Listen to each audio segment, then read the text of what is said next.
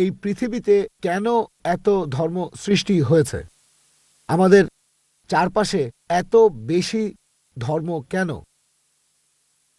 এখানে একটা সেন্টেন্স লেখা আছে পিস টিভি লোগোর নিচে, যে পিস টিভি মানবতার সমাধান।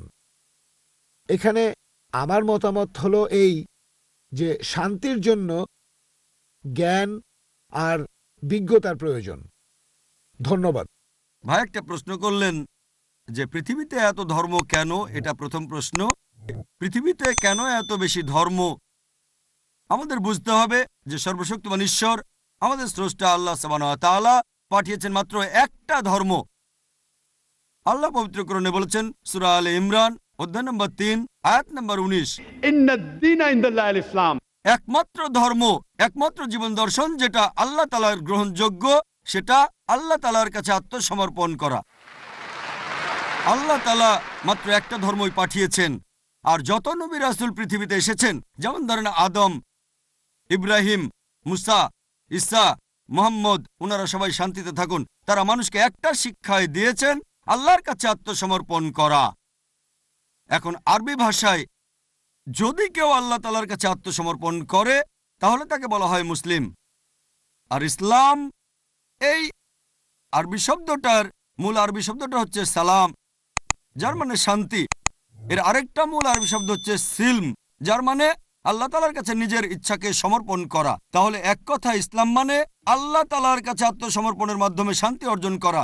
তাহলে আমাদের স্রষ্টা আল্লাহ তাআলা পাঠিয়েছেন মাত্র একটাই ধর্ম। তবে সময় বদলানোর সাথে সাথে ধর্মগ্রন্থগুলোও বদলে গেছে, বিকৃত হয়ে গেছে, নতুন জিনিস ঢুকেছে।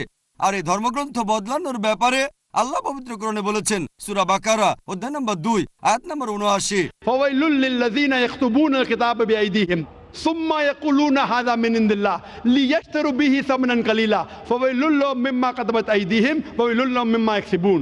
দুর্ভোগ তাদের যারা নিজ হাতে কিতাব রচনা করে আর বলে এটা আল্লাহর নিকট হতে। তারা এটা বলে তুচ্ছ মূল্য প্রাপ্তির জন্য। তাদের রচনার জন্য শাস্তি তাদের, যা উপার্জন করে সেজন্য শাস্তি তাদের। আল্লাহ তাআলা পাঠিয়েছেন অনেক আসমানি কিতাব, অনেক ইনস্ট্রাকশন ম্যানুয়াল।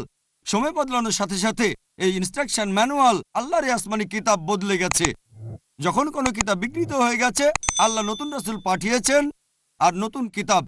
এইভাবে অনেক দিন চলেছে। তারপর আল্লাহ পাঠালেন সর্বশেষ ও চূড়ান্ত নবী মুহাম্মদ সাল্লাল্লাহু আলাইহি সাল্লামকে, আর সর্বশেষ ও চূড়ান্ত আসমানি কিতাব কোরআন নাজিল করলেন। এর আগে যেসব নবী রাসূল এসেছিলেন, আমাদের প্রিয় নবী মুহাম্মদ সাল্লাল্লাহু আলাইহি সাল্লাম বলেছেন যে আল্লাহ তাআলা এই পৃথিবীতে 1,24,000 নবী রাসূল পাঠিয়েছেন। পবিত্র কোরআনে মাত্র 25 জনের নাম বলা হয়েছে, অন্যদের নাম আমরা জানি না। হতে পারে একজন প্রশ্ন করেছিল, আপনি কি মনে করেন, একজন হিন্দু আমাকে এই প্রশ্নটা করেছিল, আপনি কি রামকে আল্লাহর রাসূল বলে মানেন, অথবা শ্রীকৃষ্ণকে কি আল্লাহর রাসূল বলে আপনি মানেন?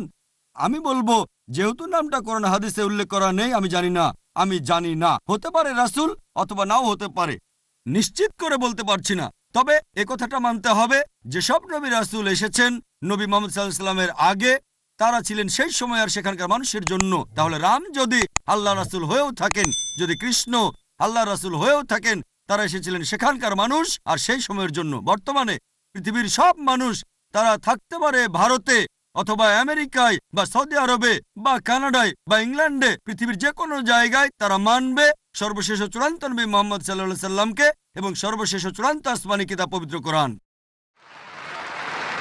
فأقول دوما الحمد لله